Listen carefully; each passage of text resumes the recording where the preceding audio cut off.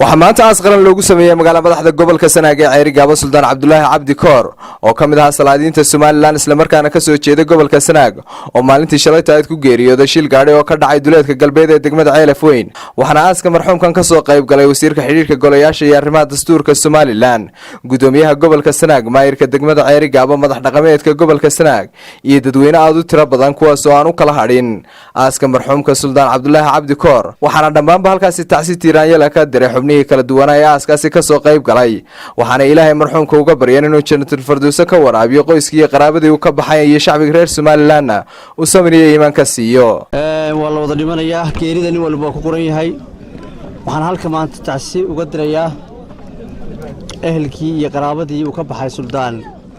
Cabdullaahi Cabdi oo ku geeriyooday shil gaari isagoo ku jira hawl nabadeed oo bariyahanba arrimaha nabadda ku jiray kana madaxa ergadii Ceelaf Weyn u fadhiday nabadda suldaanka waxaan leeyahay Ilaahay u naxariisto sidan haanu maanta joogno Suldaan Cabdullaahi Cabdi Koor oo shakhsiyadiisa laga sheekeeyay suldaanka lama soo koobi karo shakhsiyadu lahaa ee wanaag ah sida uu ku dhintayna waa sida la sheegay sida uu ka shaqeynayay intii ugu dambeysayna degmada Ceelaf Weyn iyo nabadeyntu kaga jiray waa looga si khaasna waanu isugu xidhnayn Ilaahay waxaan uga baryayaa inuu jannatul firdaws ala ka waraabiyo rahiim inna lillahi wa inna ilayhi raaji'uun kullu nafsin daa'iqatul mawt Ilaahay waxaynu weydiinaynaa marxuumka Suldaan Koor inuu naxariisto dambigiisana dhaafo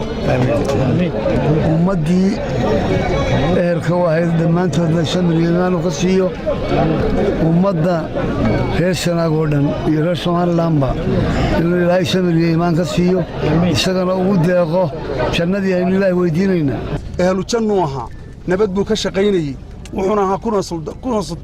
suldaankii nabadda suldaan dhawalla waxaanu leenahay isaguna wuxuu ku suntan yahay salaadiintii nabadda ee Ceelaf Weyn ka shaqeynaysa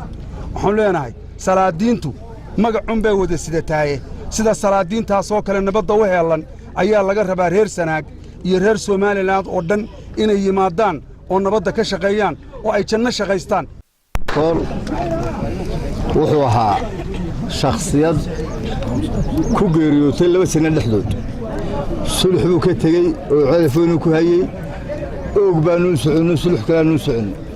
شعون إنا لله وإنا إليه راجعون إلهي سمري إيمانه نجسيه صادقة سلطانك الذي قرابتي وكبحينا سمري إيمانه نكسيه سلطانك وحها شخصي إلهي كحرا جد داري جد قابن بوفولي نبضين شعبك إسرائيل سوماليلاند سلطان عبد الله عبد يوسف إلهي نحرس جنا كورابيو عمل وناكسن بو كشقيني إصلاح بين الناس بو كشقيني إلهي هو أقبل من لنا سلطان كاسو سيدا الله شيغي wuxuu ahaa suldaan afkiisa iyo dinkiisa laga nabad galo oo nabadeed taariikhdiisa wuxuu dhashay 55kii buu dhashay